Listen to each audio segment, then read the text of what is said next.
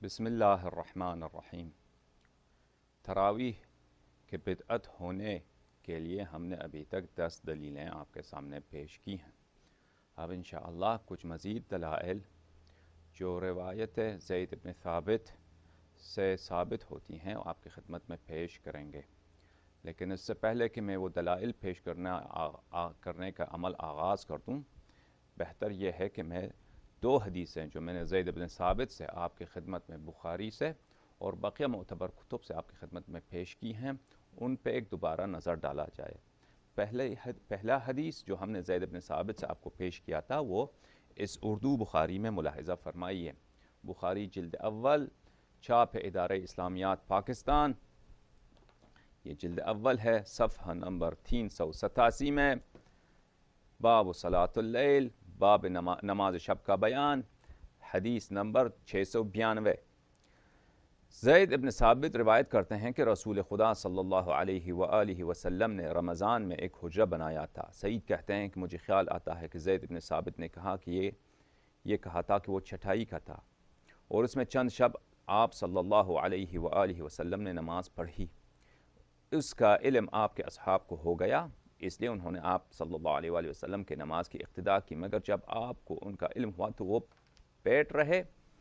پھر صبح ان کے پاس تشریف لائے اور فرمایا میں نے تمہارا فعل دیکھا، اسے سمجھ لیا، یہ کہ یعنی تم کو عبادت کا شوق ہے، قوس کے درمیان پرنتھسس کے درمیان ہے، یہ حدیث کا جزء نہیں ہے، ان کا اپنا ملاوٹ ہے، تو اے لوگوں اپنے گھروں میں نماز پڑھو، کیونکہ فرض نماز کے علاوہ آدمی کے نمازوں میں افضل نماز وہ ہے جو اس کے گھر میں ہو۔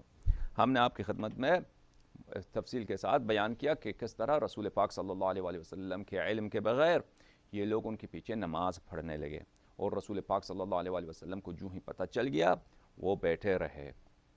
تو ان کی جماعت کو باطل کرنے والا سب سے پہلے رسول پاک صلی اللہ علیہ وسلم ہے۔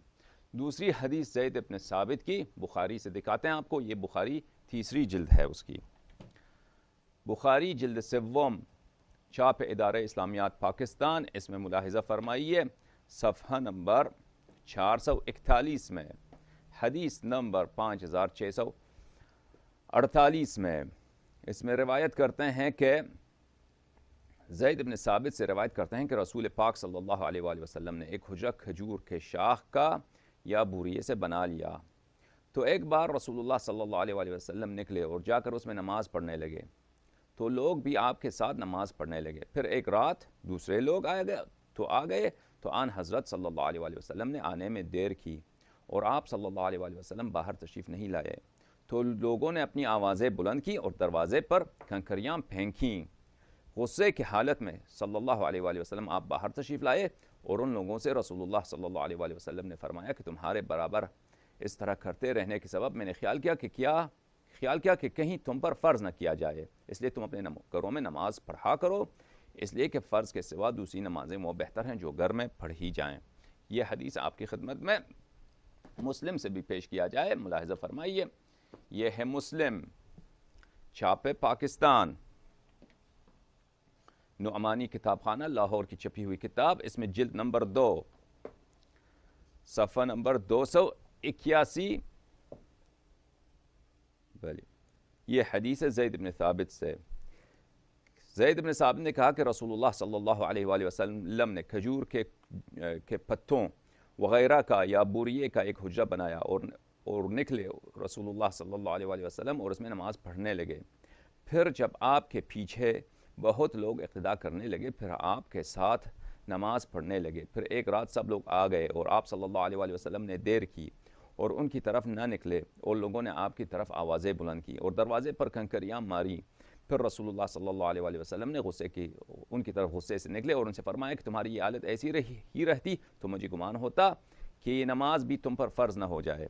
ہم نے ثابت کیا تھا پہلے کہ نماز کے فرض ہونے کا کوئی امکان نہیں تھا، اور حدیث میں بھی نماز کا ذکر نہیں ہے، حدیث میں یہ ہے کہ آپ پہ لازم نہ ہو جائے، آپ پہ واجب نہ ہو جائے۔ ہم نے بتایا تھا کہ یہ اس کا مراد ہے کہ عذاب الہی ان پہ واجب نہ ہو جائے، کیونکہ یہ لوگ کنکریاں مار رہے تھے، پتھر پھینک رہے تھے رسول اللہ صلی اللہ علیہ وآلہ وسلم کے دروازے پر، اور حضرت مصطفیٰ رسول اللہ صلی اللہ علیہ وآلہ وسلم کے در اقدس پر کوئی کنکر پھینکیں، پتھر پھینکیں، آوازیں بلند کریں، تو ایسے گستاخ پہ عذاب الہی نازل ہو جائے، تو اس میں تعجب کی کوئی بات نہیں ہے۔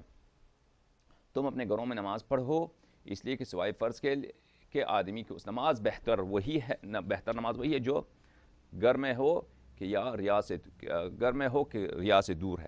تو ہم نے پہلے یہ فقرہ بھی ہم نے ثابت کیا تھا کہ یہ جھوٹی ملاوٹ ہے کہ گھر میں نماز پڑھنا بہتر ہے مسجد کے مقابلے میں۔ عزیزو، پہلے جو ادلہ 10 بیان کر چکے ہیں اس کو دہرانا نہیں ہے۔ ان جو ابھی جو ہم آپ کی خدمت میں مزید دلائل اسی احادیث سے استنباط کر کے بالخصوص دوسری حدیث جو ہے زید بن ثابت کی، جس میں آوازیں بلند کرنا اور کنکریاں پھینکنے کا ذکر ہے، اس سے آپ کی خدمت میں استنباط کر کے آپ کو پیش کریں گے۔ وہ قرآنی آیات کی جو مخالفت ہے اس کے پیش نظر ہے، اور اس میں آپ کی خدمت میں بواضح و آشکار ثابت ہو جائے گا۔ 11واں 12واں 13واں 14واں 15واں جو ہم دلائل پیش کریں گے، شاید اس سے زیادہ بھی دلائل پیش کرنا چاہیں تو پیش تو کر سکتے ہیں، لیکن اگر ہم 15 ہی دلائل صرف حدیث زید بن ثابت سے پیش کریں تو وہ اس میں کفایت ہے۔ اس میں ہم ثابت کریں گے کہ یہ لوگ جو نماز تراویح رسول اللہ صلی اللہ علیہ وآلہ وسلم پر تحمیل اور امپوز کرانا چاہتے تھے، یہ صحابہ کا وہ ٹولہ تھا کہ یہ بالکل ایمان سے خالی تھے اور دائرۂ اسلام سے باہر تھے، اور ان کا اسلام سے تعلق وہی اسلام سے تعلق تھا جو عبداللہ ابن ابی ابن ابی سلول کا تھا۔ انشاءاللہ تبارک و تعالی یہ باتیں آپ کی خدمت دلائل کے ساتھ واضح و روشن ہو جائے گا، اور اس سے تراویح کے بطلان کیسے ثابت ہوتا ہے ہر دلیل کے ساتھ ہم بیان کریں گے کہ اس سے تراویح کا بطلان کیسے ثابت ہوگا انشاءاللہ تبارک و تعالی۔ میرے عزیزو، ان کام میں صحابہ کے اس کام میں کہ رسول اللہ صلی اللہ علیہ وآلہ وسلم نے ان کو نماز تراویح کی طرف دعوت نہیں دی، رسول اللہ صلی اللہ علیہ وآلہ وسلم نے اپنے لیے ایک کھجور کے پتوں سے ایک حجرہ یا چٹائی سے ایک حجرہ بنایا، اس میں نماز پڑھ رہے تھے، تو صحابہ آ کے بغیر اجازت کے ان کے پیچھے نماز پڑھنے لگے۔ رسول اللہ صلی اللہ علیہ وآلہ وسلم کو پتہ چل گیا، بیٹھ گئے، پھر ان سے کہا کہ جا کے اپنے گھروں میں نماز پڑھو۔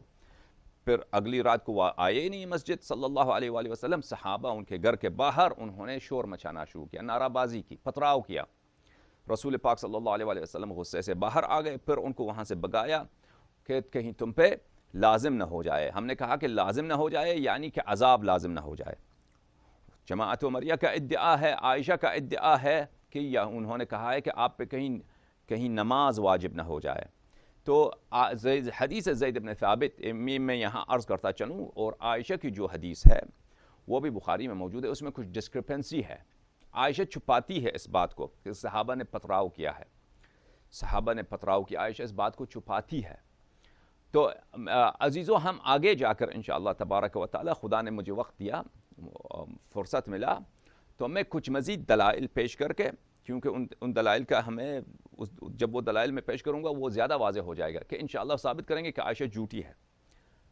ڈسکرپنسی جو موجود ہے، تناقض جو موجود ہے، تضاد جو موجود ہے زید بن ثابت کے حدیث میں اور عائشہ کے حدیث میں، اس میں ہم ثابت کریں گے کہ عائشہ وہ آبرو عزت بچانا چاہتی ہے عمر کی اور ابو بکر کی، کیونکہ ان کو بری طرح وہاں سے مسجد سے نکالا گیا تھا وعدہ عذاب دے کر، تو اس میں کچھ ملاوٹیں ہیں عائشہ کی انشاءاللہ تبارک و تعالی، اور عائشہ سے توقع ہی یہی ہے جب خدا نے قرآن پاک میں کہا ہے کہ اس کی قلب ٹیڑھی ہے، دل ہی اس کی کج ہے، دل میں اس کی مرض ہے، بیمار ہے، تو ان تتوبا الی اللہ فقد صغت قلوبکما، تو انشاءاللہ تبارک و تعالی اس عائشہ سے کچھ اور توقع بھی نہیں ہے، تو وہ آگے جا کر ثابت ہو جائے گا۔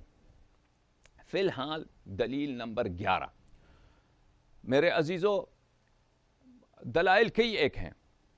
پہلی دلیل جو ہماری تھی یہ تھی کہ یہ لوگ جو جمع ہوئے تھے رسول اللہ صلی اللہ علیہ وآلہ وسلم کے حکم کے بغیر جمع ہو گئے تھے، پہلی دلیل جو ہماری تھی، اور یہ کافی ہے اس عمل کے بطلان کے لیے، کیونکہ اگر یہ کوئی خیر عمل ہوتا تو رسول پاک صلی اللہ علیہ وآلہ وسلم ان کو خود دعوت دیتے۔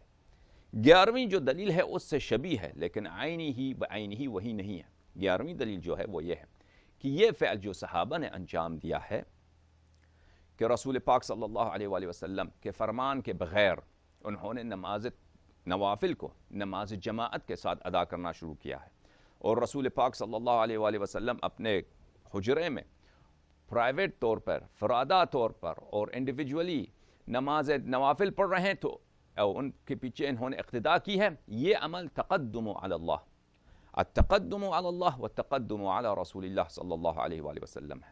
اور ہم بتائیں گے انشاءاللہ، ابھی ثابت کریں گے کہ یہ ایمان کے خلاف ہے. یعنی جو شخص یہ کرتا ہے عمری علماء کے اپنے بیان کے مطابق، یعنی کسی چیز کو وہ رسول پاک صلی اللہ علیہ وآلہ وسلم سے آگے بڑھ کر کرتا ہے، رسول پاک صلی اللہ علیہ وآلہ وسلم پہ متقدم ہو جاتا ہے، تو وہ ایمان سے خالی شخص ہے. عزیزو، سورہ مبارکہ حجرات، اعوذ باللہ من الشیطان الرجیم، یا ایھا الذین آمنوا لا تقدموا بین یدی اللہ ورسولہ واتقوا اللہ ان اللہ سمیع علیم. اے ایمان والو، اللہ سے آگے نہ بڑھا کرو اور رسول اللہ صلی اللہ علیہ وآلہ وسلم سے بھی آگے نہ بڑھا کرو، اور خدا سے ڈرو، خداوند متعال سمیع علیم، سننے والا ہے اور سب کچھ جاننے والا ہے. اس آیہ مبارکہ سے پتہ چلا کہ اگر کوئی شخص رسول اللہ صلی اللہ علیہ وآلہ وسلم سے آگے بڑھے تو وہ در حقیقت خدا سے آگے بڑھتا ہے، اور یہ عمل تقویٰ کے منافی ہے. خدا سے ڈرو، خدا سے ڈرو یعنی عمل تقویٰ کے منافی ہے. ان اللہ سمیع علیم، خداوند متعال آپ کے اعمال کو جانتا ہے. اور اس میں دھمکی ہے کہ کوئی شخص یہ کرتا ہے تو خدا جانتا ہے، خدا دیکھ رہا ہے، خدا سن رہا ہے. کہ جو شخص تقدم کر لیتا ہے، اپنے آپ کو مقدم بناتا ہے رسول اللہ صلی اللہ علیہ وآلہ وسلم، یہ عمل کیسے صحابہ کا یہ عمل کیسے تقدم ہے؟ واضح و آشکار ہے کہ اگر رسول پاک صلی اللہ علیہ وآلہ وسلم نے جماعت بنانا ہوتا تراویح کے لیے، وہ دعوت دیتے، وہ خود اپنے محراب میں جا کر ایک دن پہلے، 2 دن پہلے ممبر پہ خطاب کر کے فرماتے کہ اب ایک نماز ایسی ہے جو تراویح ہے.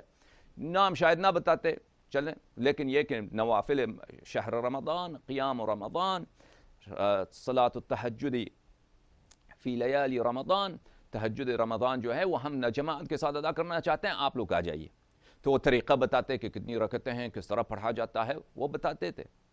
یہ اگر یہ عمل کرتے رسول پاک صلی اللہ علیہ وآلہ وسلم، یہ رسول اللہ صلی اللہ علیہ وآلہ وسلم متقدم ہوتے، یہ وہ آگے ہوتے، اور صحابہ جو ہیں وہ پیچھے چلنے والے، وہ اتباع کرنے والے ہوتے. لیکن یہ تو ہوا نہیں. رسول پاک صلی اللہ علیہ وآلہ وسلم اپنے پرائیویٹ حجرے جو بوریاں سے بنایا ہے، اس میں وہ نماز پڑھ رہے ہیں، ان کی اجازت کے بغیر، ان کے علم کے بغیر صحابہ ان کے پیچھے آ گئے اور نماز پڑھنے لگے. یہ یعنی جماعت بنایا بغیر حکم رسول اللہ صلی اللہ علیہ وآلہ وسلم، اور بغیر اجازت رسول صلی اللہ علیہ وآلہ وسلم. اور رسول پاک صلی اللہ علیہ وآلہ وسلم کو جو ہی پتہ چل گیا ہے، وہ بیٹھ گئے ہیں اور اگلی رات کو وہ مسجد آئے ہی نہیں. یہ تقدم علی اللہ ہے اور تقدم علی رسول اللہ صلی اللہ علیہ وآلہ وسلم ہے. ملاحظہ فرمائی عزیزوں، جو میں نے آپ کی خدمت میں آیت پڑھی ہے، میں اس کو جماعت عمریہ کی تفاسیر سے آپ کی خدمت میں پیش کروں. مشہور و معروف عمری جماعت کے جو مفسر ہیں، قرطبی صاحب کی تفسیر کو ملاحظہ فرمائیے. تفسیر قرطبی جلد نمبر 8، ترجمہ بزبان اردو، صفحہ نمبر 691، تفسیر سورہ حجرات. یا ایھا الذین آمنوا، بسم اللہ الرحمن الرحیم، یا ایھا الذین آمنوا لا تقدموا بین یدی اللہ ورسولہ صلی اللہ علیہ وآلہ واتقوا اللہ ان اللہ سمیع علیم. ترجمہ: اے ایمان والو، آگے نہ بڑھا کرو اللہ کے رسول اللہ تعالیٰ کے رسول سے صلی اللہ علیہ وآلہ وسلم سے، اور ڈرتے رہا کرو اللہ تعالیٰ سے، بے شک اللہ تعالیٰ سب کچھ جاننے والا ہے. اس میں 3 مسائل ہیں. علماء نے کہا ہے کہ عربوں میں نبی کریم صلی اللہ علیہ وآلہ وسلم سے خطاب میں سختی اور سوء ادبی تھی. اس طرح وہ لوگوں کو القاب دیتے تھے، دینے میں بھی یہی رویہ اپناتے تھے. یہ صورت مکارم اخلاق اور آداب کے متعلق حکم ہے. اچھا، معنی ظاہر ہے، تم کوئی ایسا قول نہ کرو اور نہ ایسا فعل کرو جو اللہ تعالیٰ کے حکم سے متجاوز ہو، اور اسی طرح رسول اللہ صلی اللہ علیہ وآلہ وسلم کے قول اور فعل سے آگے نہ بڑھو، جس کا حصول نبی کریم صلی اللہ علیہ وآلہ وسلم کا وسیلہ سے ہو، خواہ وہ امر دنیاوی یا دینی یا دنیاوی ہو. اپنے قول اور فعل میں رسول اللہ صلی اللہ علیہ وآلہ وسلم سے آگے بڑھا تو وہ اللہ سے آگے بڑھا، کیونکہ رسول اللہ صلی اللہ علیہ وآلہ وسلم کے اللہ ہی کے حکم سے حکم دیتے ہیں. تو اپنے عمل میں رسول صلی اللہ علیہ وآلہ وسلم کے حکم سے آگے نہ بڑھا کرو. جب رسول پاک صلی اللہ علیہ وآلہ وسلم نے تراویح کا حکم نہیں دیا ہے تو یہ صحابہ از خود تراویح بنا رہے ہیں، تو یہ اللہ کے رسول اللہ صلی اللہ علیہ وآلہ وسلم کے حکم سے آگے بڑھنے کا نام ہے. اور حد اقل یہ آیت ظاہر کرتی ہے کہ یہ عمل تقویٰ کے خلاف ہے. اگر ہم نہ کہیں کہ یہ ایمان کے خلاف ہے، حد اقل یہ ہے کہ یہ تقویٰ کے خلاف ہے. یہ شخص تقویٰ نہیں ہو سکتے، کیونکہ جو اللہ سے آگے بڑھتا ہے، رسول اللہ صلی اللہ علیہ وسلم سے آگے بڑھتا ہے، بلکہ حقیقت یہ ہے کہ تو ایمان سے آگے بڑھتا ہے. تو اس سے تراویح کا بطلان کیسے ثابت ہوتا ہے عزیزو؟ اس کا بیان اس طرح ہے کہ کیونکہ یہ صحابہ رسول اللہ صلی اللہ علیہ وسلم کے حکم کے بغیر نماز تراویح پڑھ رہے تھے، اور انہوں نے نماز تراویح کا ابتدا کرنے کی کوشش کر رہے ہیں، اور یہ لوگ اللہ کے رسول صلی اللہ علیہ وسلم پہ متقدم ہوئے ہیں، اس قرآنی آیت کی مخالفت کر رہے ہیں. تو پتہ چلا کہ تراویح کی جو ابتدا ہے، اصل ابتدا ہے، وہ اللہ کے رسول صلی اللہ علیہ وسلم کی مخالفت ہے، اللہ تعالیٰ سے آگے بڑھنے کا نام ہے، رسول اللہ صلی اللہ علیہ وسلم سے تقدم حاصل کرنے کا نام ہے. اور یہ ایک فسق کے عمل اور تقویٰ کے مخالف کا عمل ہے، جیسے قرآن کریم نے کہا وَلَا تُقَدِّمُوا بَيْنَ يَدَيِ اللَّهِ وَرَسُولِهِ وَاتَّقُوا اللَّهَ، خدا سے ڈرو. یعنی یہ عمل خدا کے خوف، خدا کے تقویٰ کے مخالف ہے. آئیے میں آپ کو دکھاتا ہوں. مولوی مودودی، جن کو یہ لوگ کہتے ہیں کہ علامہ مودودی کہتے ہیں، پتہ نہیں کیا کہتے ہیں، ان کی تفسیر تفہیم القرآن میں وہ اس آیت کے تفسیر کرتے ہیں اور کہتے ہیں کہ یہ ایمان کا بنیادی تقاضا یہی ہے کہ کوئی رسول اللہ صلی اللہ علیہ وسلم سے آگے نہ بڑھے. تفہیم القرآن، تفسیر سورہ حجرات، جو یہ تفہیم القرآن انہی مودودی صاحب کی تفسیر ہے. اس میں ملاحظہ فرمائیے کہ مودودی صاحب اس آیت کی تفسیر کس طرح کرتے ہیں. یا ایھا الذین آمنوا لا تقدموا بین یدی اللہ، اے لوگو جو ایمان لائے ہو، اللہ اور اس کے رسول صلی اللہ علیہ وسلم کے آگے پیش قدمی نہ کرو. اچھا، تفسیر میں کیا کہا؟ وہ تو ترجمہ ہے. تفسیر ایمان کا اولی اور بنیادی تقاضا ہے. اولی اور بنیادی تقاضا، اولی تقاضا اور بنیادی تقاضا، یعنی ایمان کے پہلے ریکوائرمنٹ، ایمان کی پہلی شرط یہ ہے. یعنی اگر یہ شرط نہیں ہے تو ایمان ہی نہیں ہے. ایمان کے جب بنیادی تقاضا اس کسی شخص میں نہ ہو تو وہ مومن نہیں ہو سکتا. ایمان کا اولین اور بنیادی تقاضا یہ ہے کہ جو شخص اللہ کو اپنا رب اور اللہ کے رسول صلی اللہ علیہ وسلم کو اپنا ہادی اور رہبر مانتا ہے، وہ اگر اپنے اس عقیدے میں سچا ہے تو اس کا یہ رویہ کبھی نہیں ہو سکتا کہ اپنے رائے اور خیال کو اللہ اور رسول صلی اللہ علیہ وسلم کے فیصلے پر مقدم رکھے، یا معاملات میں آزادانہ رائے قائم کریں اور ان کے فیصلے بطور خود کر ڈالے، بغیر اس کے کہ اسے یہ معلوم کرنے کی فکر ہو کہ اللہ اور اس کے رسول صلی اللہ علیہ وسلم نے اس معاملات میں کوئی ہدایت دی ہے یا نہیں، اور دی ہے تو وہ کیا ہے. اس لیے ارشاد ہوا ہے کہ ایمان والو، اللہ اور اس کے رسول صلی اللہ علیہ وسلم کے آگے پیش قدمی نہ کرو، یعنی ان سے آگے بڑھ کر نہ چلو، پیچھے چلو، مقدم نہ ہو، تابع بن کر رہو. تو عزیزو، یہ واضح آشکار پہلی بات تو انہوں نے اعتراف کیا کہ ایمان کا یہ بنیادی شرط ہے کہ رسول صلی اللہ علیہ وسلم کے حکم کے مطابق چلنا ہے. اگر کسی عمل میں پتہ نہ ہو کہ ان کا حکم ہے یا نہیں ہے، اگر حکم ہے تو وہ کیا ہے، اس میں آپ اقدام نہیں کر سکتے، اس میں آپ آگے نہیں بڑھ سکتے. صحابہ نے پوچھنے کی کوشش ہی نہیں کی کہ کیا ہم نوافل جماعت سے پڑھ سکتے ہیں یا نہیں پڑھ سکتے. رسول اللہ صلی اللہ علیہ وسلم اپنے حجرے میں نماز پڑھ رہے ہیں، چٹائی کا جو حجرہ بنایا ہے، اور کوئی بھی عاقل شخص کو پتہ ہونا چاہیے کہ وہ اگر چٹائی میں نماز پڑھ رہے ہیں تو ان کے پیچھے اقتداء نہیں ہو سکتا، کیونکہ اگر انہوں نے امامت کرانا ہوتا تو وہ محراب میں کھڑے ہوتے، بلاتے. تو بغیر اجازت رسول صلی اللہ علیہ وسلم کے، بغیر ان کے اذن کے، بغیر ان سے پوچھنے کے اس میں آپ کا حکم کیا ہے، یہ انہوں نے اقدام کیا ہے، انہوں نے تقدم کی ہے اللہ کے رسول صلی اللہ علیہ وسلم پر. اور یہ ایمان کے بقول مودودی کے ایمان، اور یہ بات مودودی کی صحیح ہے کہ یہ ایمان کی اولین شرط کی خلاف ورزی ہے. اولین شرط کی خلاف ورزی ہے کہ اگر آپ اللہ کے رسول صلی اللہ علیہ وسلم کو اپنا ہادی سمجھتے ہیں اور اللہ تعالیٰ کو اپنا خدا سمجھتے ہیں تو ہر معاملے میں اللہ کے رسول صلی اللہ علیہ وسلم کے حکم اور خدا کے حکم سے چلنا ہوتا ہے. اپنے آپ سے کیوں نماز جماعت بنا رہے ہو؟ تو اس لیے پتہ چلا عزیزو کہ تراویح کی جو ابتدا ہے جن لوگوں نے کی ہے وہ ایمان کی شرط سے خالی رہیں. ایمان کی شرط سے خالی رہیں تو کیا مطلب؟ وہ منافق ہیں نا، منافق ہیں. تو یہ ایک منافقوں کی نماز ہوئی، منافقوں کی نماز ہوئی، جس کو ہم نے پچھلے ثابت کیا ہے کہ رسول پاک صلی اللہ علیہ وسلم نے توڑ دیا ہے. اور یہ مخالفت قرآن کریم سے، اس کا آغاز ہی مخالفت قرآن کریم سے ہوا ہے، اور اس کے آغاز ہی تقویٰ اور ایمان کی خلاف ورزی سے ہوا ہے. تو یہ ہمارا 11واں دلیل ہے جو حدیث زید بن ثابت سے ہم نے استنباط کر کے آپ کی خدمت میں پیش کیا ہے، اور اس طرح کے ادلہ بہت ساری آپ کی خدمت میں پیش کیے جا سکتے ہیں.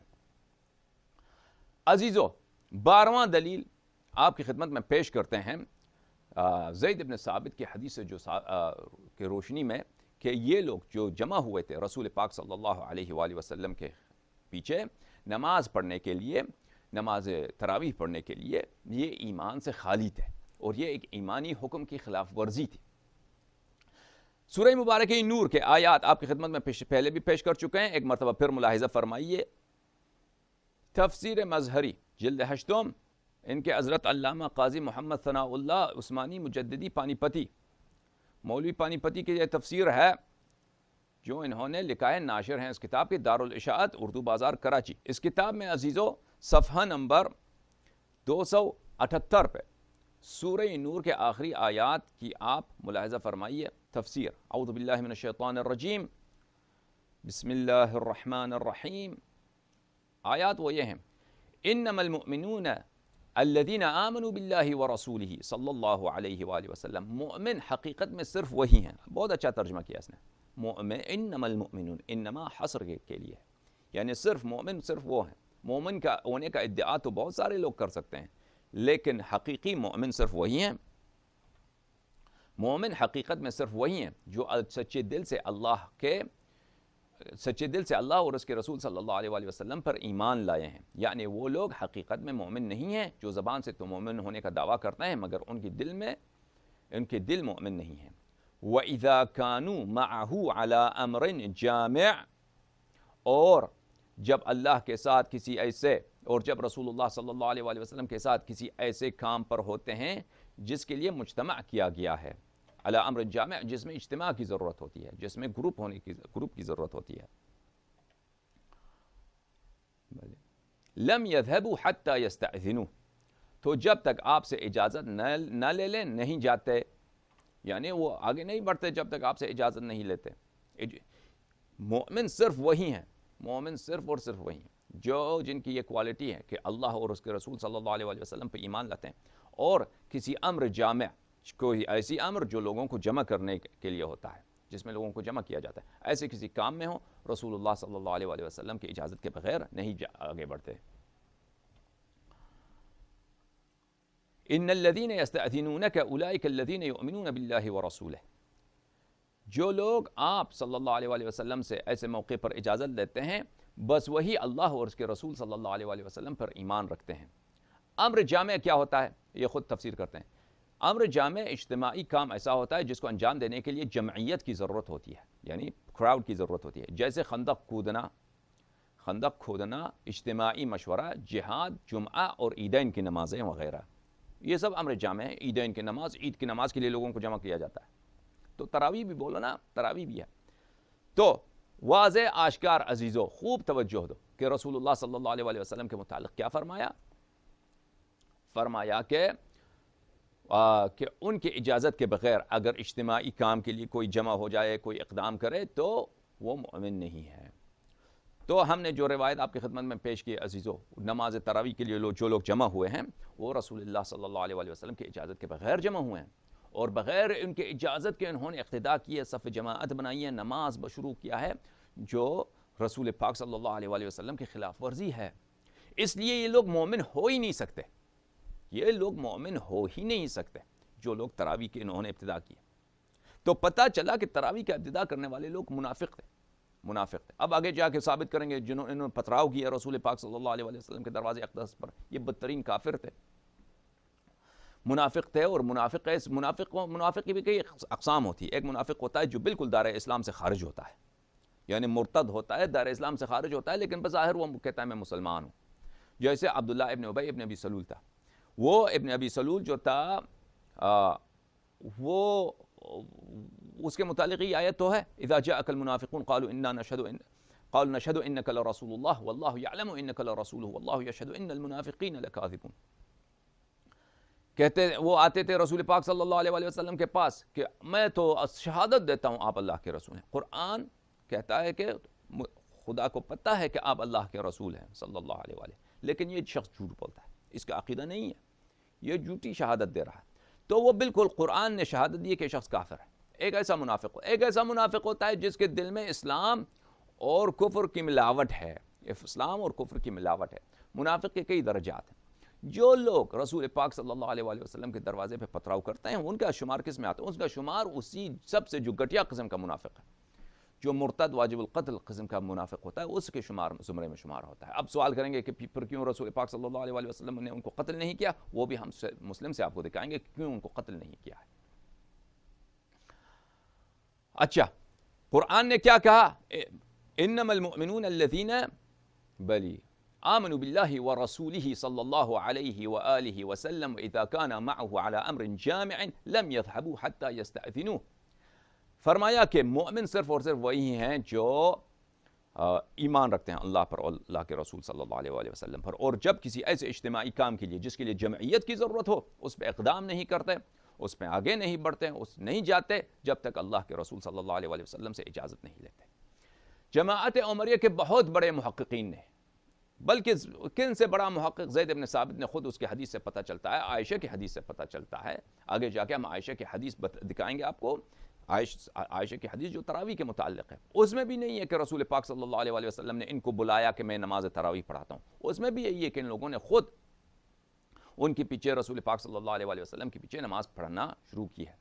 تو عزیزو، ان کے صحابہ عائشہ اور زید بن ثابت کے علاوہ ان کے جو بہت بڑے علماء ہیں، شراح بخاری، انہوں نے اعتراف کیا ہے کہ ان کا جو اجتماع تھا وہ رسول پاک صلی اللہ علیہ وآلہ وسلم کے حکم اور رسول پاک صلی اللہ علیہ وآلہ وسلم کے اجازت کے بغیر تھا۔ ملاحظہ فرمائیے کہ فتح الباری میں حافظ ابن حجر کیا کہتا ہے، شاید ہم پہلے بھی دکھا چکے ہیں لیکن اس میں کوئی حرج نہیں کہ دوبارہ دکھایا جائے۔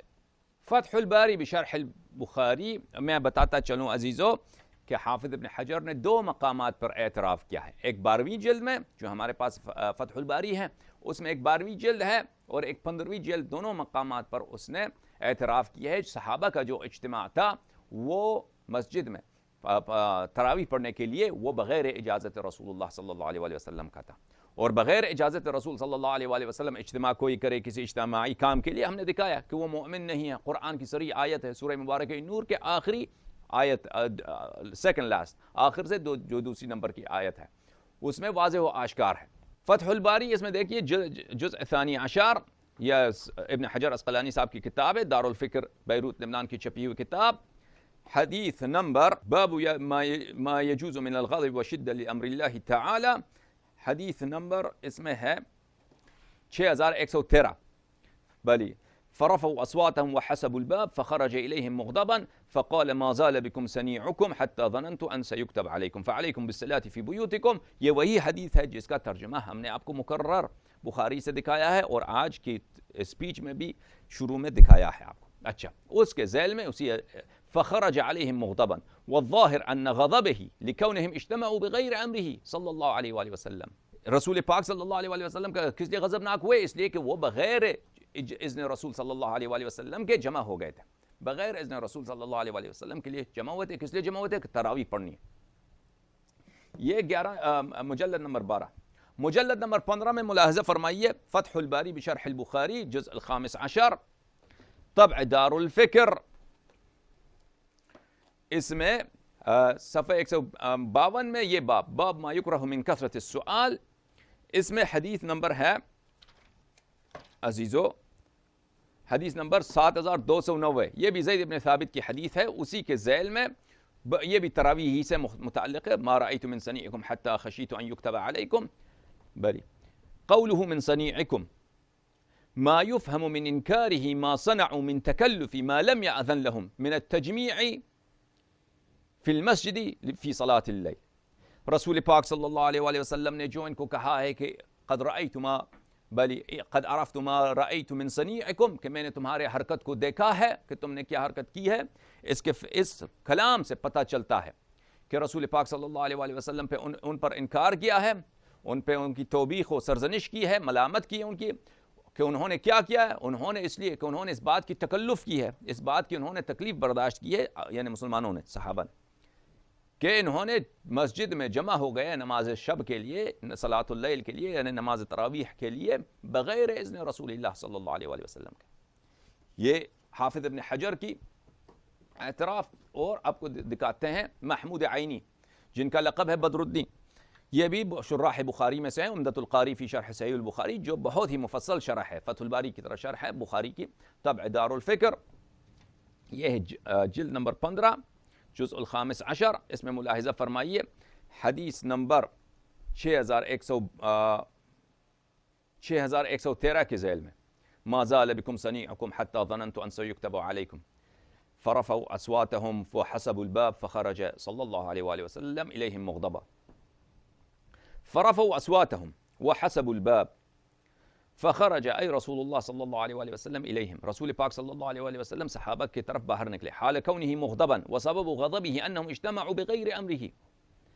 اس کا سبب یہ ہے کہ رسول پاک صلی اللہ علیہ وآلہ وسلم نے کیوں غضب کیا ہے ان پہ. غضب کیا کہ یہ لوگ مجتمع ہوئے تھے تراویح پڑھنے کے لیے بغیر اذن رسول اللہ صلی اللہ علیہ وآلہ وسلم کے. تو زید بن ثابت کے احادیث کے روح سے پہلی رات کو بھی یہ بغیر اذن کے جمع ہوئے تھے, دوسری رات کو جب یہ جمع ہوئے تھے اور انہوں نے پتھراؤ کیا تھا وہ بھی بغیر اذن کا تھا. تو عزیزوں پتہ چلا کہ تراویح کی جو ابتدا ہی ہوئی ہے وہ منافقت کی روح سے اور رسول اللہ صلی اللہ علیہ وآلہ وسلم کی مخالفت کی روح سے, اور جو لوگ یہ امپوز کرنا چاہتے تھے نبی کریم صلی اللہ علیہ وآلہ وسلم پہ وہ منافق لوگ تھے, وہ مؤمن لوگ نہیں تھے, مسلمان نہیں تھے, بلکہ وہ نام کا مسلمان تھے اور وہ حقیقت میں وہ ایمان سے خالی اور ایمان سے دور تھے. تو اس سے ایک طرح تو یہ کہ ان کا قبح ثابت ہوتا ہے, ان صحابہ کا قبح جو تراویح پڑھنے والے ہیں, اور ایک طرف سے تراویح کا بھی قبح ثابت ہوتا ہے کہ جس نماز کا ابتدا ہی رسول پاک صلی اللہ علیہ وآلہ وسلم نے نہیں کی ہے بلکہ کچھ فساق نے کی ہے, تو یہ نماز فسق ہے, یہ نماز عبادت خدا نہیں ہے. اور اگر عبادت خدا ہوتا تو رسول پاک صلی اللہ علیہ وآلہ وسلم جماعت نہ توڑتے.